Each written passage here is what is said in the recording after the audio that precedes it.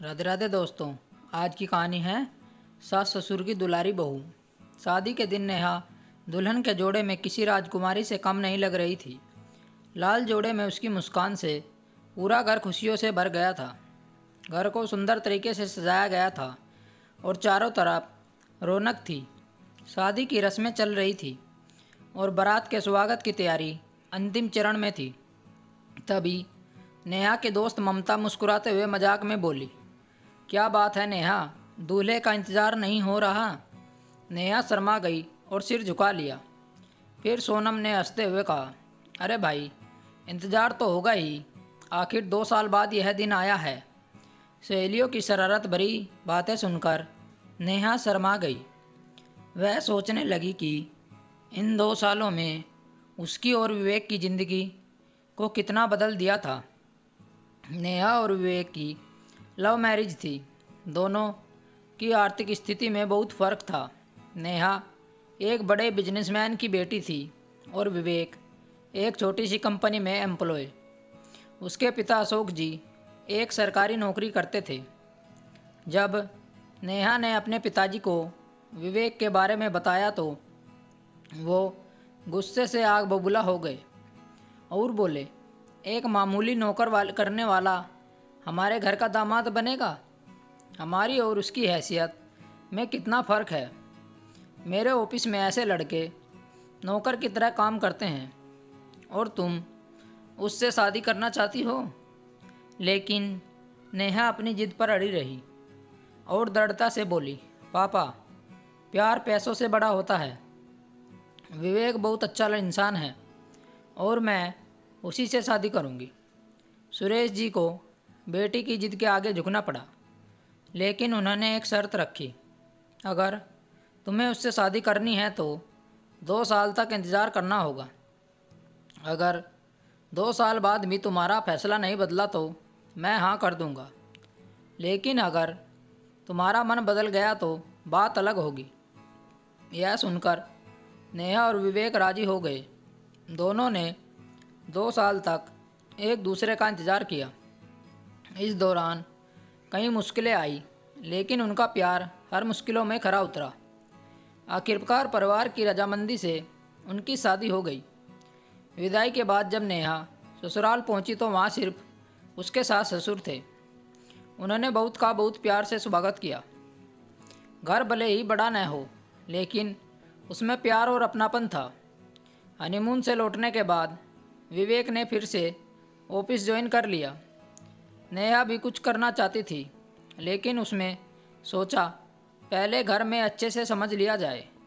एक दिन नेहा रसोई में खाना बना रही थी तो उसे रसोई में रखे डिब्बों की पहचान नहीं थी। उसने सासू माँ को आवाज़ लगाई, लेकिन उसकी आवाज़ सुनकर ससुर जी रसोई में आ गए। नेहा झिझकते हुए सर पर पल्ला रखने लगी।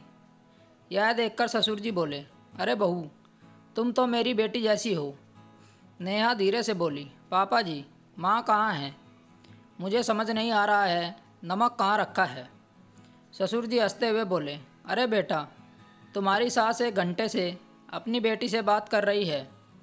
तुम तो जानती हो वो कितना बात करती है, और मैं इतने सालों से तुम्हारी सास की खातिरदारी कर रहा हूँ, तो मुझे पता है कौन सा सामान कहाँ रखा है। बताओ, तुम्हें क्या चाहिए? नेहा ने कहा, पापा जी, नमक नहीं मिल रहा है। अशोक जी ने नमक का डिब्बा उसे निकाल कर दिया और बोले, बहू, मैं तुम्हारे पिता समान हूँ, तुम्हें मुझसे घूंघट करने की ज़रूरत नहीं है।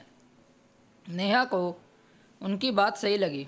उसने कहा, ठीक है पापा जी, और उसने पल्लू सर से हटा दिया। लंच के बाद सासू माँ ने कहा, बहू, आज रात का खाना मत बनाना, तुम विवेक के साथ मूवी देखने चली जाओ और बाहर ही डिनर कर लेना। नेहा ने देखा सासू माँ का चेहरा थोड़ा उदास है। वह चिंतित होकर बोली, मम्मी जी, आप अचानक उदास क्यों हो गई? सासू माँ ने गहरी सांस लेते हुए कहा, बहू, मेरी शादी के कुछ ही दिनों बाद तेरे दादा ससुर का देहांत हो गया था।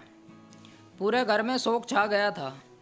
इस समय सब लोग कहने लगे मैं अपशगुनी हूँ। सबने ताने मारे लेकिन मैं चुप रही। यह सब सहना बहुत मुश्किल था। नेहा ने हैरानी से पूछा, क्या? सासू माँ ने आगे कहा, हम कम कहीं घूमने नहीं गए, ना ही हमने साथ में अच्छा समय बिताया। विवेक के जन्म के बाद जिम्मेदारियां इतनी बढ़ गई कि खुद को ही भूल गई। यह सुनकर नेहा की आंखें नम हो गई। उस रात नेहा को नींद भी नहीं आई। वह अपने सास ससुर के लिए कुछ करना चाहती थी। आखिरकार उसने एक योजना बनाई। अगले दिन जब विवेक ऑफिस से लौटा तो नेहा ने उत्साह से अपनी योजना उसे बताई। विवेक खुशी से चौंक गया।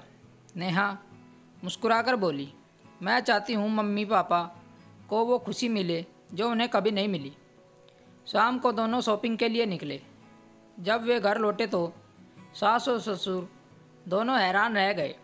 सासू माँ ने पूछा, अरे तुम दोनों इतनी जल्दी मूवी देखकर आ गए? नेहा बोली, मम्मी जी आज मूवी नहीं देखी, हम आपके लिए शॉपिंग करने गए थे। सासू माँ ने देखा नेहा के हाथ में ढेर सारी साड़ी है और ससुर जी के लिए नए कपड़े। यह देखकर सासू माँ चौंक गई। तभी विवेक ने पापा के हाथ में एक टिकट रखी और खुशी से कहा, पापा अगले हफ्ते आप और माँ नैनीताल घूमने जा रहे हैं। सास ससुर दोनों एक दूसरे की तरफ देखने लगे। अशोक जी भावुक होकर बोले, बेटा इसकी क्या ज़रूरत थी? नेहा प्यार से बोली, मम्मी जी शादी के बाद आप लोग कहीं घूमने नहीं गए, अब तो घर संभालने के लिए मैं हूँ, आप दोनों निश्चिंत होकर घूमने जाइए। यह सुनकर सासू माँ भावुक हो गई और अशोक जी फूले नहीं समा रहे थे। उन्होंने नेहा के सिर पर प्यार से हाथ फेरते हुए कहा, बहू हो तो ऐसी जो अपने सास ससुर की इतनी फिक्र करे। नेहा भी खुश थी कि वह अपने सास ससुर के लिए कुछ कर पाई। स्टोरी को लेकर आपकी क्या राय है? नीचे कमेंट करके हमें बताएं। ऐसी ही और बेहतरीन कहानियाँ सुनने के लिए हमारे चैनल को रोचक कहानी वॉइस को ज़रूर सब्सक्राइब करें। मिलते हैं आपसे एक और नई कहानी के साथ। तब तक जुड़े रहिए हमारे चैनल के साथ। कहानी सुनने के लिए आप लोगों का बहुत बहुत धन्यवाद। राम राम दोस्तों।